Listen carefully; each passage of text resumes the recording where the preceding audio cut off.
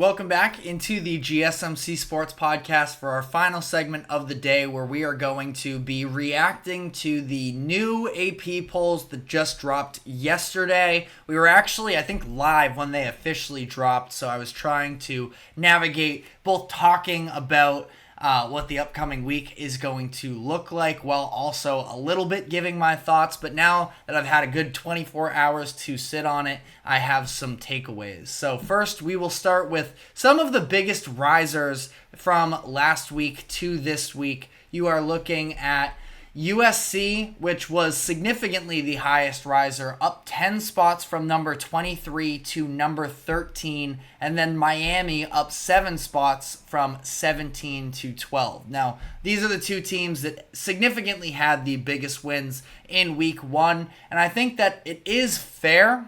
It is interesting that Miami and USC are sort of neck and neck here. Now, that being said, LSU is a significantly better team than Florida, but for USC to move up 10 spots and Miami to move up 7, as much as, yes, I would definitely agree that, it's a better win for USC without a doubt, Miami, they also made Florida look a lot worse than they actually are. And to be able to pull off that win on the road in Gainesville, I think that was very impressive. And, it is a question, should they be a top 10 team? Now, obviously, it's the beginning of the college football season, so it is basically overreaction season to everything that we've seen the first couple weeks. So I don't want to, get ahead of myself here with Miami. It is just a little bit more of a fact that I was a believer in Miami headed into the season, and with how dominant they looked, I feel like there was a good case for them to maybe move up a little bit higher.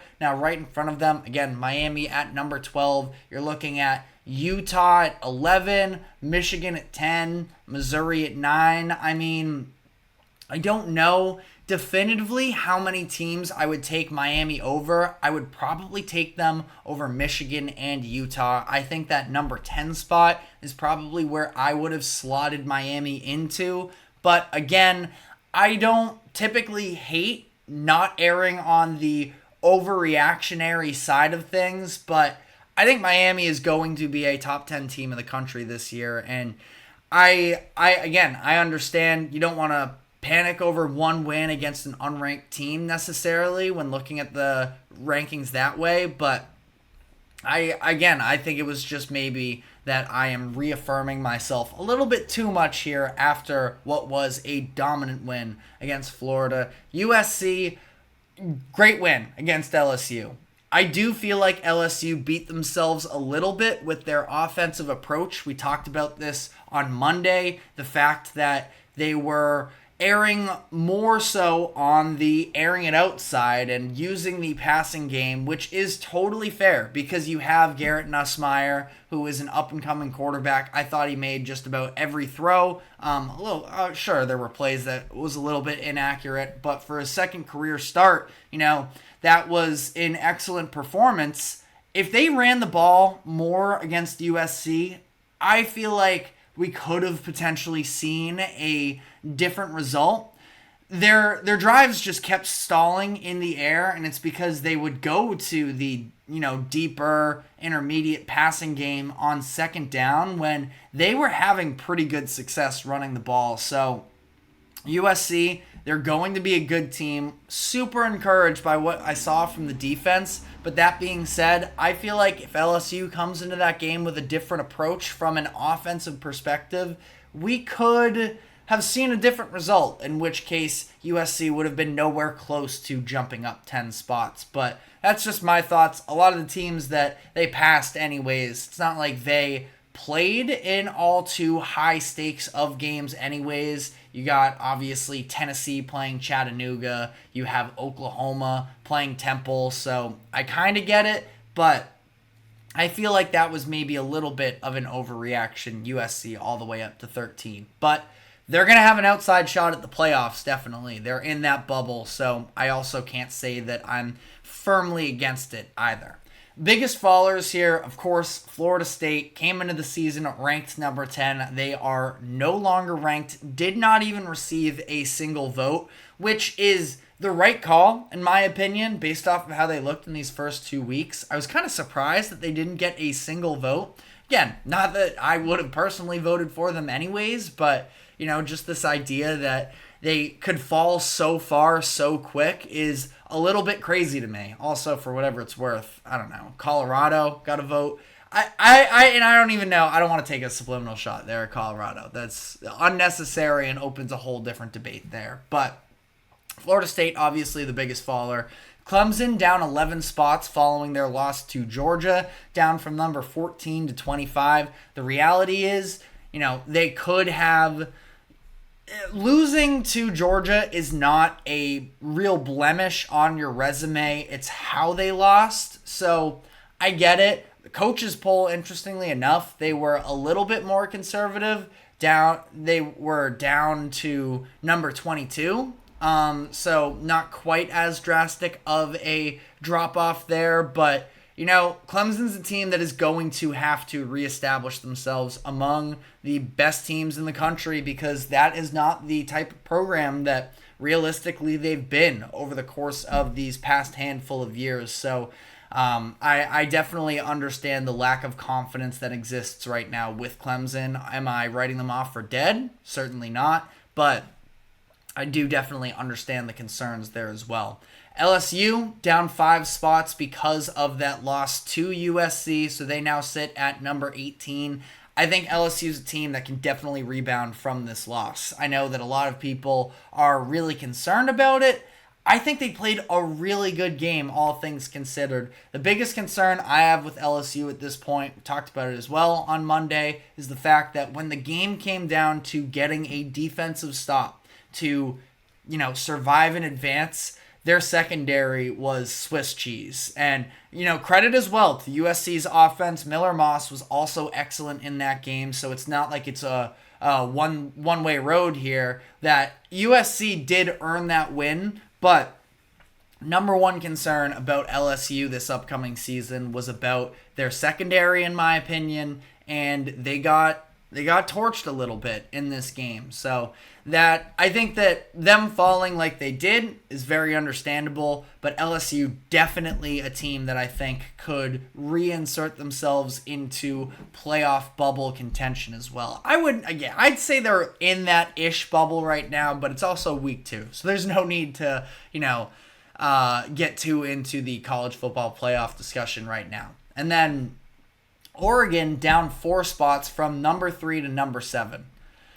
I didn't love the fact that they dropped as much as they did. I understand not a very convincing win against Idaho. There were some real red flags, especially when you are talking about the offensive line that allowed more than half of the sacks total that were allowed for Oregon in all of 2023. 3 sacks allowed versus Idaho. They only allowed 5 in all of the 2023 season. So that's definitely a bit of a red flag in the fact that it wasn't just the pass game, the run game as well. They ultimately weren't able to get all that much going. Wasn't terrible numbers, 14 handoffs and 67 yards. Not bad. Against Idaho, though, you do sort of hope for better results than that. Sounds like, people are talking about the injuries on that Oregon offensive line. It sounds like Matthew Bedford, their projected starter, Dan Lanning is optimistic about him returning this week for Boise State. I mentioned that Boise State game yesterday. The fact that the spread, at least, when I checked yesterday, was 19.5 points. And Boise State is capable of keeping it closer because they have a good offense led by, of course, Ashton Jeanty, but at the same time, their defense got run over by Georgia Southern, and this is a situation where if there were ever a bounce back spot, and I also have the utmost faith in Dan Lanning to be able to sell to his team urgency and the need to win. I think that he's very capable of that. You can dislike the 4th down conversion or the fourth down attempts in general. But I think he's a motivator. He's the Dan Campbell of the college football game. They both sort of definitely roll the dice a lot of the time, but I think that they're incredible motivators. I think Oregon is going to, go in and move people around, or at least that's the hope. And if they don't, then I'm going to start to be concerned. But again, 4 spots dropped in a loss. I don't love that necessarily, especially dropping them behind Ole Miss. Ole Miss was dominant in their game against Furman. It's also against Furman. And I don't know. Ole Miss, maybe I'm just not putting enough respect on their name. It's not that I don't think that they are worthy of being a top 10 team or anything like that. It's just I'm not selling my stock on Oregon because of this win. Because of a win is what we're talking about here, that it wasn't convincing enough. I sort of understand. I mean, Michigan got docked one spot down. I thought that was a lot more fair than Oregon. I could have seen a little bit of movement there. Bama had a dominant win. Texas had a dominant win. Notre Dame had, I wouldn't say a dominant win by any means, but a crucial win over Texas A&M that ultimately, it's a good win. So I can understand a little bit of wiggle room, but Oregon down to 7, ultimately, I think they're going to find their way back up there like nothing. But couple new additions to the group as well. Georgia Tech, now 2-0. Obviously, the win against Florida State is really what this is about because there wasn't a poll that came out after that win against Florida State. So Yellow Jackets now 2-0. So they find themselves in the mix after a win over the weekend against, it was Georgia State, I believe. So they're 2-0. And then Louisville as well, a team that a lot of people were sort of ready to turn the page on this upcoming season. And they are now in the picture because you're looking at A&M and Florida State falling out opens up a little bit of wiggle room there. Interesting to note that in the coaches poll, it's not Georgia Tech that ended up making it into the top 25. It was Washington, a team that, again, just like Louisville, a lot of people, since they lost a number of key personnel members, even worse for Washington was losing Kalen DeBoer, of course, their head coach from last season, but they are sort of hanging in there, at least with votes. By the way, shout out Boston College for receiving 49 votes as well into the top 25. I'm from Massachusetts. I don't think I've ever seen a number next to Boston College's name, and I don't anticipate that that's going to be the case. They play Duquesne this upcoming week, and then they're going to play Missouri in Missouri. So, I mean, if they pull off a miracle win there, then the Bill O'Brien effect is in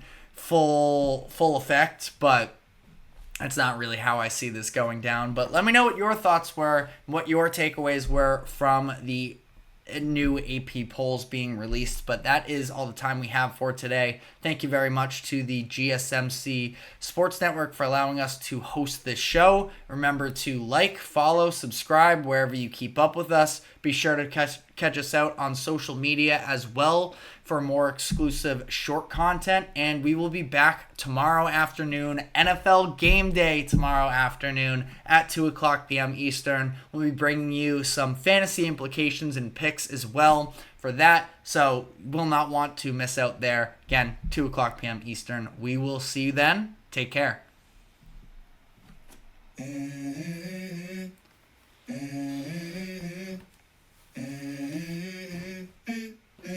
Let's go. I wake up to a little bit of drool on my pillow, feel like it's gonna be a bad day. Yeah, I'm tired of shit, and the coffee ain't hit yet, damn, ain't that great.